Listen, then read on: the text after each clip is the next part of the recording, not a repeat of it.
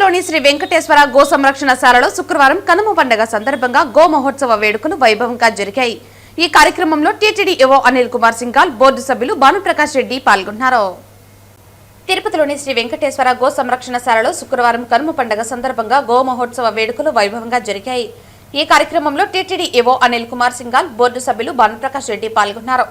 ఇందులో భాగంగా గోశాలలోని వేణుగోపాలస్వామి ఆలయంలో పూజాది కార్యక్రమాలు నిర్వహించారు. అనంతరం గౌరీ పూజ, తులసి పూజ చేశారు. అటు తర్వాత గజరాజు, అశ్వాలు, వృషభాలు, గోవులకు పూజలు చేసి కర్పూర హారతులు సమర్పించి వాటికి దాన అందించారు. ఈ సందర్భంగా దాస సాహిత్య ప్రాజెక్ట్ ఆధ్వర్యంలో భజనలు, కోలాటాలు నిర్వహించారు. అందరికీ కనుమ పండుగ శుభాకాంక్షలు. దేశానికి వెన్నెముక రైతన్న అయితే ఆ రైతన్నకి వెన్నెముక మన గోమాత. ఈరోజు గోమాతను రక్షించుకోవాల్సిన బాధ్యత మనందరి మీద ఉంది. చాలా సంతోషం. ఈరోజు తిరుమల తిరుపతి దేవస్థానం ఆధ్వర్యంలో ఉన్నటువంటి తిరుపతి గోశాలలో గోపూజ కార్యక్రమంలో ఈవో గారితో పాటు కలిసి పాల్గొనడం జరిగింది. నిన్ననే రాష్ట్ర ముఖ్యమంత్రి గారికి వందే గోమాతరం అనే నేషనల్ సెమినార్ తిరుమల తిరుపతి దేవస్థానం ఆధ్వర్యంలో నిర్వహించితే బాగుంటుందని చెప్పి ముఖ్యమంత్రి గారికి తెలపడం జరిగింది. వారు సానుకూలంగా స్పందించి ఈవో గారికి ఖచ్చితంగా ఆ కార్యక్రమాన్ని తిరుమల తిరుపతి దేవస్థానం ఆధ్వర్యంలో నిర్వహించండి.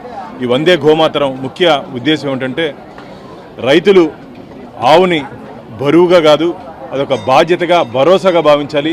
ఆ సైంటిఫిక్ రీజన్స్లో గోమాత ఇంట్లో ఉంటే అది మనకు ఆర్థికంగా కూడా కుటుంబానికి ఏ విధంగా ఉపయోగపడుతుందో ఆ విధంగా ఒక నేషనల్ సెమినార్ని మేము ఏప్రిల్లో దాన్ని ప్రారంభించాలని చెప్పి అనుకున్నాం.